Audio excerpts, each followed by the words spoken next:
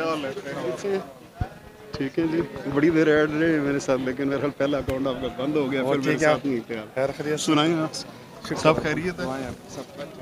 अच्छा जी, ਓਕੇ अस्सलाम वालेकुम जी, ਪਿਆਰ ਭਰੀ ਸਤਿ ਸ਼੍ਰੀ ਅਕਾਲ, ਆਦਾਬ। ਮੈਂ ਹਾਂ ਤੁਹਾਡਾ ਆਪਣਾ ਹੋਸਟ ਸ਼ਾਹਿਦ ਸ਼ਬੀਰ ਬਾਬਾ ਜੀ, ਔਰ ਤੁਸੀਂ ਦੇਖ ਰਹੇ ਹੋ ਰੇਡੀਓ ਸੜੇ ਵਾਲਾ 87.8 FM ਆਕਲੈਂਡ ਨਿਊਜ਼ੀਲੈਂਡ ਤੋਂ। ਤੁਸੀਂ ਇਹ ਪ੍ਰੋਗਰਾਮ ਲਾਈਵ ਤਸਵੀਰਾਂ ਦੇਖ ਰਹੇ ਹੋ। ਅਸੀਂ ਇਸ ਵੇਲੇ ਪਹੁੰਚੇ ਹੋਏ ਹਾਂ ਪਿੰਡ ਮੰਤੋਪ ਦੇ ਵਿੱਚ। ਮੰਤੋਪ ਦੇ ਵਿੱਚ ਜਿਹੜਾ ਖਵਾਜਾ ਫਜ਼ਲੁਦੀਨ ਬਾਬਾ ਫਜ਼ਲੁਦੀਨ ਚਿਸ਼ਤੀ ਸਾਬਰੀ ਜੀ ਦਾ ਜਿਹੜਾ ਮੇਲਾ ਹੈ ਉਹ ਇੱਥੇ ਜੁੜ ਚੁੱਕਿਆ ਹੈ, ਔਰ ਸਾਡੇ ਨਾਲ ਇਸ ਵੇਲੇ ਮੌਜੂਦ ਹਨ ਇੱਥੇ ਜ਼ਫਰ ਸਪਾਰੀ ਸਾਹਿਬ।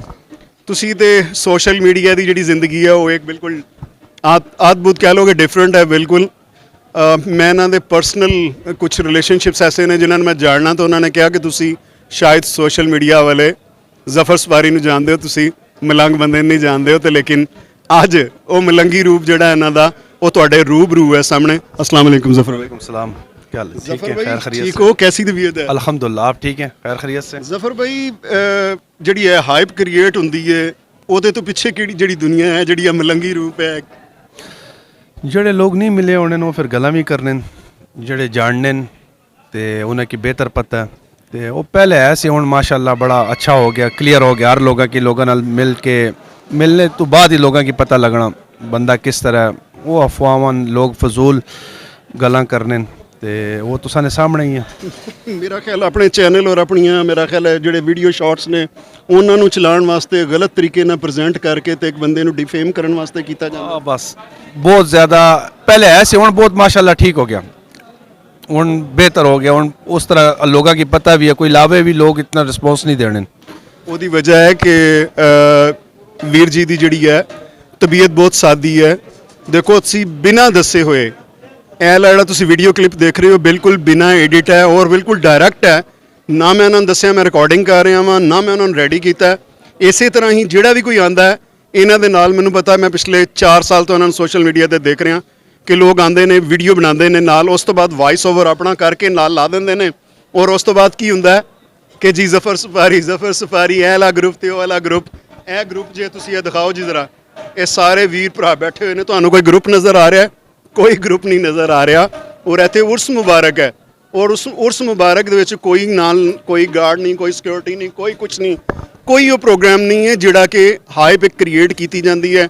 फलाने को आपने देखा, फलाने को आपने देखा, इतनी बड़ी शादी देखी, इतना बड़ा वो सारा शोशा जड़ा असल विच चाहता कौन है जी? ये वाला काम जड़ा बस आवाम है ते इस दरबार ते मैं कोई 7-8 साल तो हर साल इस दरबार ते मैं हाज़री देना। ये भाई हैं मेरे, इन्होंने वाल साहब सऊदिया भी इन्होंने होटल हैं तो मैं जदू जाना उधर भी खिदमत करने, इन्होंने कहने की वजह तो मैं इधर हर साल हाज़री भी लाना, नाथखानी ते आ जाना। अज मेला है 2-3 दिन तो, अज कबड्डी ना मैच भी है, लंगर भी चल रहा है। सारी इस एरिए ने जितनी आवाम है सारी आ रही है, लंगर कर रही है, जा रही है, दरबार ते सलाम दे रहे हैं ते दुआवां लै रहे हैं ते जा रहे हैं ते। ਜ਼ਫਰ ਭਾਈ ਮੈਂ ਤੁਹਾਡੇ ਇੱਕ ਕਰੀਬੀ ਹਲਕਾ ਅਹਿਬਾਬ ਦੇ ਵਿੱਚੋਂ ਇੱਕ ਦੋਸਤ ਨੇ ਮੇਰੇ ਕਸ਼ਮੀਰ ਦੇ, ਉਹ ਮੈਨੂੰ ਤੁਸੀਂ ਦੱਸਦੇ ਸੀ ਕਿ ਤੁਸੀਂ ਮਸਜਿਦ ਵਿੱਚ ਇਮਾਮਤ ਵੀ ਕਰਾਉਂਦੇ ਹੋ ਔਰ ਤਰਾਵੀਆਂ ਵੀ ਪੜ੍ਹਾਉਂਦੇ ਹੋ। नहीं इमामत नहीं, मैं नमाज जिधर जा रहा हूँ सफ़र असी 4-5 दोस्त होए तो मैं अगे हो जाना, नमाज पढ़ा लेना ते। इमामत ਜਿਹੜੀ ਉਹ ਵੀ ਤੁਸੀਂ ਕਰਾ ਤੁਸੀਂ ਕਹਿ ਰਹੇ ਨੇ ਮਸਜਿਦ ਵਿੱਚ ਨਹੀਂ, ਮਤਲਬ ਸਫ਼ਰ ਵਿੱਚ ਹੋਈਏ ਜਾਂ ਘਰ ਹੋਈਏ, ਦੋਸਤ ਹੋਈਏ ਤੇ ਤਰਾਵੀਆਂ ਵੀ ਬਿਲਕੁਲ ਕਰੋਨਾ ਵਿੱਚ ਮੈਂ ਕਰਾਈਆਂ। ਮਸਜਿਦ ਬੰਦ ਸਨ ਤੇ ਘਰ ਮੈਂ ਤਰਾਵੀਆਂ ਆਪਣੇ ਯਾਰ ਦੋਸਤਾਂ ਕੇ ਸਾਰੇ ਕੇ ਇਕੱਠੇ ਕਰਕੇ ਨਾ ਤੇ ਉਹ ਛੋਟੀ ਸੂਰਤਾਂ ਵਾਲੇ ਤਰਾਵੀਆਂ ਅਸਾਂ ਸਾਰੇ ਦੋਸਤ ਯਾਰ ਮੈਂ ਕਿ ਚਲੋ ਮਸਜਿਦ ਨਹੀਂ ਜਾ ਸਕਣੇ ਆ ਉਹਨਾਂ ਦਿਨਾਂ ਦੀ ਮੁਲਾਕਾਤ ਹੈ। लेकिन मैं ਤੁਹਾਡੇ ਬਾਰੇ शायद पर्सनल ज़िंदगी ਦੇ ਬਾਰੇ काफ़ी कुछ जानना। मैं एक गल पहले भी कर चुके हैं, बड़े लोग क्यों पता है, मतलब मैं तुसा की नहीं जानना, मेरा कोई दोस्त उसी तुसा नाल वो तुसा ना दोस्त होएगा या तुसा ना कोई कज़न मेरा दोस्त होएगा। इस तरह ये बहुत बड़ा, क्योंकि मेरा सुबह निकलना 9-10 बजे राती तक मैं जी खुशी गमी अगे पीछे जाना बैठना उठना तो माशाल्लाह पूरे पाकिस्तान इस टाइम मेरा तल्लक भी है तो तल्लक बनाया भी है।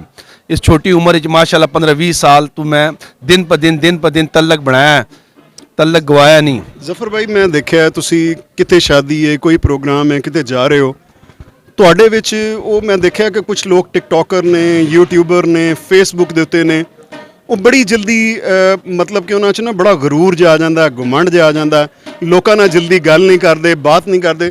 ਲੇਕਿਨ ਤੁਸੀਂ ਜਿੱਥੇ ਜਾਂਦੇ ਹੋ ਉੱਥੇ ਤੁਸੀਂ ਲੋਕਾਂ ਨਾਲ ਮਿਕਸ ਅਪ ਰਹਿੰਦੇ ਹੋ। ये गुरूर तो अल्लाह की नहीं पसंद तो ਅਸੀਂ क्यों करिए गुरूर तो करना ही नहीं चाहिए ना ਨਹੀਂ ਉਹ ਤਾਂ ਗੱਲ ਠੀਕ ਹੈ ਲੇਕਿਨ ਇੱਕ ਮਾਮਲਾ ਹੈ ਨਾ ਕਿ ਜਿੱਥੇ ਤੁਸੀਂ ਜਾਂਦੇ ਹੋ ਅੱਜ ਇੱਥੇ ਮੇਲੇ ਦੇ ਵਿੱਚ 100ਵਾਂ ਦੀ ਗਿਣਤੀ ਹੈ ਫਿਲਹਾਲ ਤੁਸੀਂ ਮੈਂ ਐਸੀਆਂ ਜਗ੍ਹਾ ਵੀ ਦੇਖੀਆਂ ਜਿੱਥੇ ਹਜ਼ਾਰਾਂ ਦੀ ਤਾਦਾਦ ਦੇ ਵਿੱਚ ਔਰ ਤੁਸੀਂ ਹਰ ਬੰਦੇ ਨੂੰ ਖੁਸ਼ ਹੋ ਕੇ ਮਿਲਦੇ ਹੋ ਹਰ ਬੰਦੇ ਨੂੰ ਤੁਸੀਂ ਟਾਈਮ ਦਿੰਦੇ ਹੋ मेरी तबीयत हर बंदे नेचर अलग होना हर इंसान अलग होना मतलब सके भाई हैं मेरे इस तरह भाई हैं शायद वो मेरे तो छोटे हैं उन्हें इस तरह तबीयत नहीं है वो उस तरह मिलते नहीं हैं लोगों की हर बंदे ना अपना एक होना खून ही होना मिजाज ही होना हर बंदा मेरी आदत है मैं हर बंदे नाल मतलब ऐसे बंदे हो कहना यार मैं आपसे उधर मिला था या मैं आपको जब मैं अगू क्या हाँ मैं जानता हूँ आपको बेशक मैं ना भी जानना हुआ मैं उसने दिल रखने वास्ते मैं खुशी वास्ते उसने नहीं दिल दुखाना मैं हर बंदे अच्छा रिस्पॉन्स देना ये नहीं कि मैं मुंह ते दिलू करना ਇਹ ਸਨ ਜੀ ਸਾਡੇ ਵੀਰ ਪੋਟੋਹਾਰ ਰੀਜਨ ਚ ਵੈਸੇ ਤੇ ਇਹ ਬਾਏ ਰੇਸ ਕਹਿ ਲਓ ਤੁਸੀਂ ਕਿ ਪਸ਼ਤੂਨ ਨੇ